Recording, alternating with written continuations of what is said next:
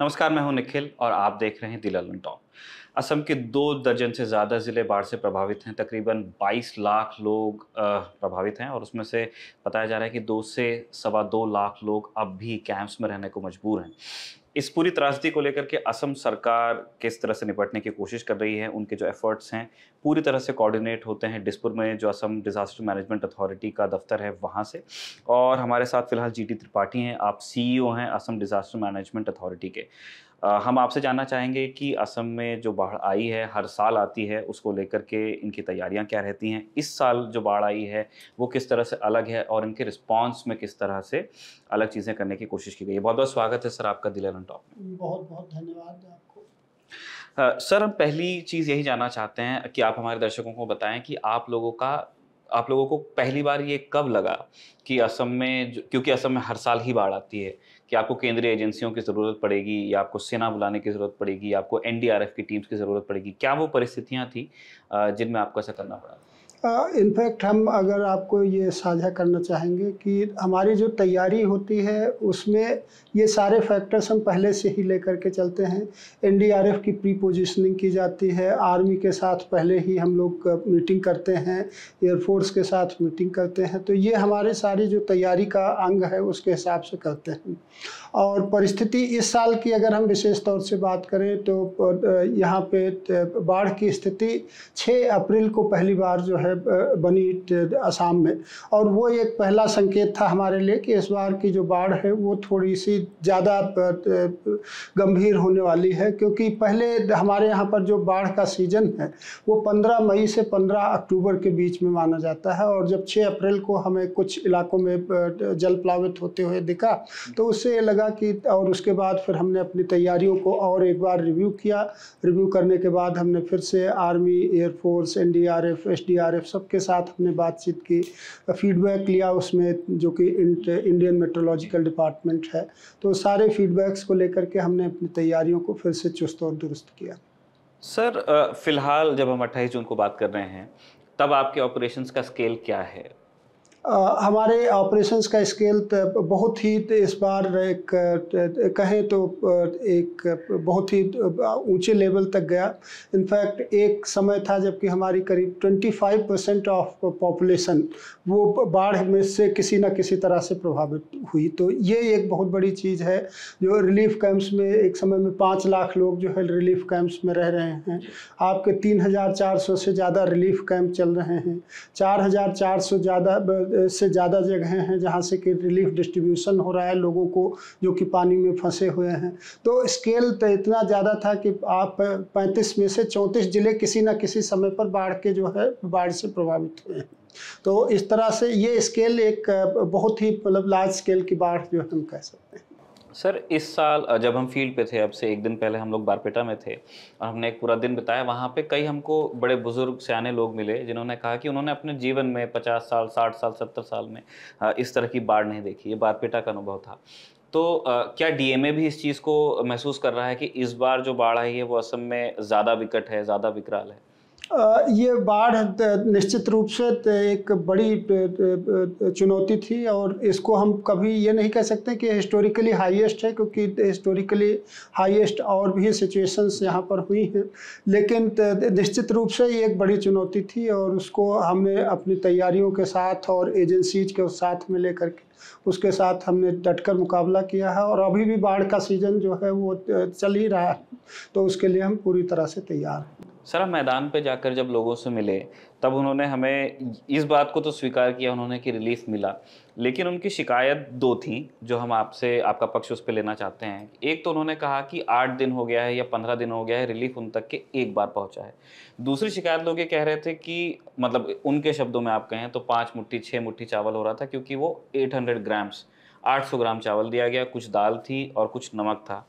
तो इसे लेकर के लोग बड़े परेशान थे कि इतने में हमारा गुजारा कैसे होगा। ये एक व्यक्ति के लिए जो आपका रिलीफ प्रदान किया गया। हम चाहते हैं कि आप उन लोगों से क्या कहना चाहेंगे, क्योंकि वो उनके सवाल हैं कि इतने में हम इतने दिन कैसे बिता सकते हैं, कैसे गुजारा कर सकते हैं? ये बहुत ही अच्छा सवाल आपने किया है। इनफैक्ट जब भी कोई इस तरह की आपदा आती है तो जो रिलीफ ऑपरेशंस होते हैं, एक तो सरकार की तरफ से रिलीफ ऑपरेशंस होते हैं और उसके अलावा कम्युनिटी ड्रिवन बहुत से रिलीफ मेजर्स लिए जाते हैं। जैसे कि बहुत से एजेंसीज वहाँ पर आकर के रिलीफ डिस्ट्रीब्यूशन का भी काम करती हैं।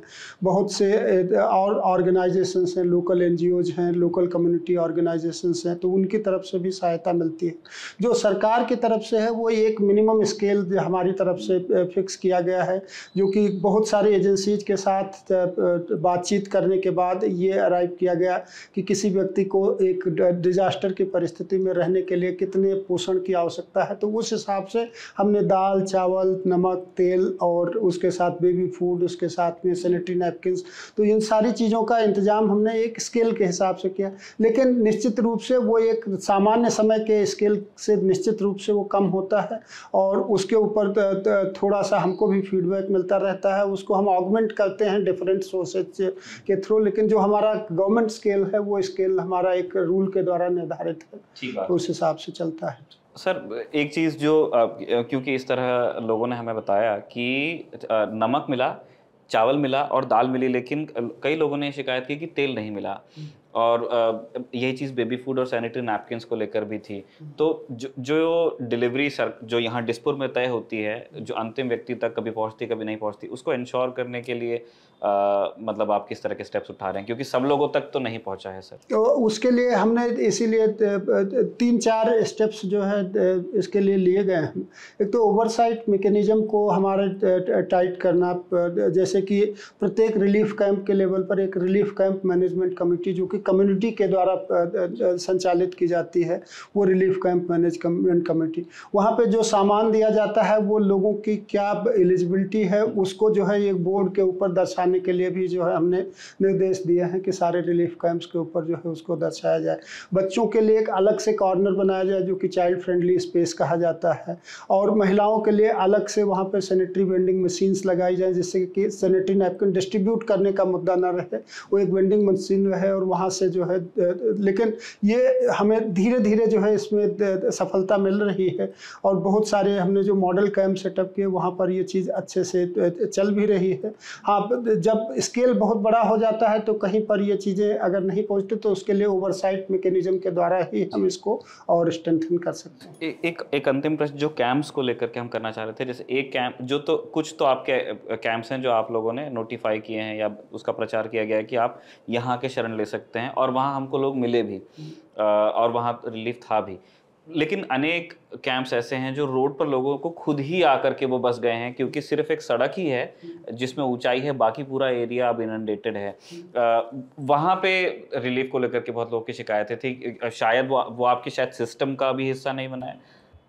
नहीं, ऐसा नहीं है। इनफैक्ट इस चीज़ को एंटिसिपेट करते हुए, क्योंकि बहुत से लोग हैं जो कि रिलीफ कैंप्स तक नहीं आते हैं और वो कहीं पर जैसे कोई बंद हो गया या कोई सड़क हो गई और वहाँ पे टेंट वगैरह लगा करके रहना शुरू कर देते, तो वहाँ पर भी जिससे कि उनकी जो बेसिक प्राप्यता है उसको हम निर्धारित करें। और उसके लिए जैसा हमने बताया आपको कि करीब 3400 रिलीफ सेंटर्स भी हमने ऑपरेट किया और वो पीक में जा कर के 4400 रिलीफ सेंटर्स भी, जहाँ पर कि हम रिलीफ जो बेसिक रिलीफ होता है ये डिस्ट्रीब्यूट करते हैं।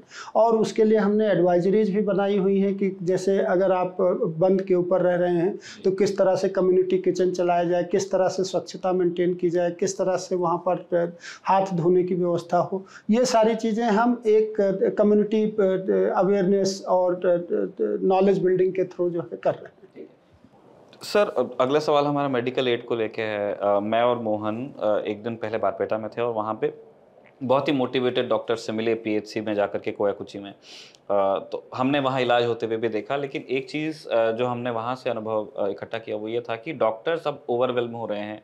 पहली चीज़ क्योंकि उन्हें अपना पीएचसी भी देखना है और उनकी ड्यूटीज़ में कैंप्स में विजिट भी शामिल है, और वो कैंप्स तक पहुंच नहीं पा रहे हैं क्योंकि कनेक्टिविटी का बहुत तगड़ा इशू है बारपेटा में।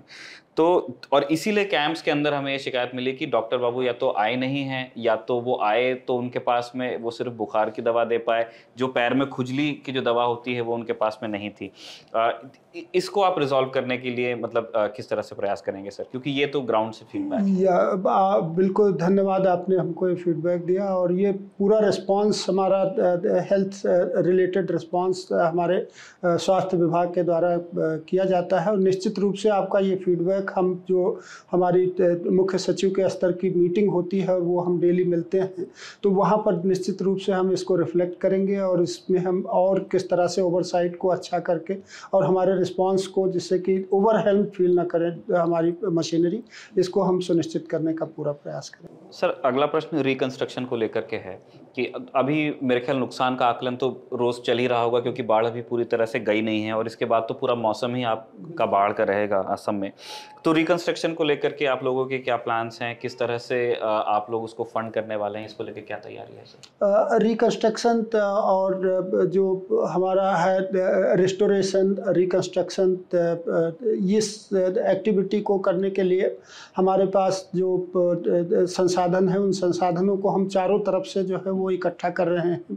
जो चाहे राज्य के संसाधन हो, केंद्र सरकार से मिले हुए संसाधन हो, या और वित्तीय संस्थाओं से। इनफैक्ट एक जो अभी हम छोटा सा प्रयास कर रहे हैं कि एक रिकवरी प्रोजेक्ट जो है हम डिज़ाइन करने की कोशिश कर रहे हैं, जो कि हमारी सड़कों की बात हो, या लोगों के जो घर डैमेज हुए हैं उसकी बात हो, या जो पावर इंफ्रास्ट्रक्चर डैमेज हुआ है उसकी बात हो। इन सारी चीज़ों को समाहित करके एक रिकवरी प्रोजेक्ट तैयार करने की जो है हम परिचर्चा कर रहे हैं।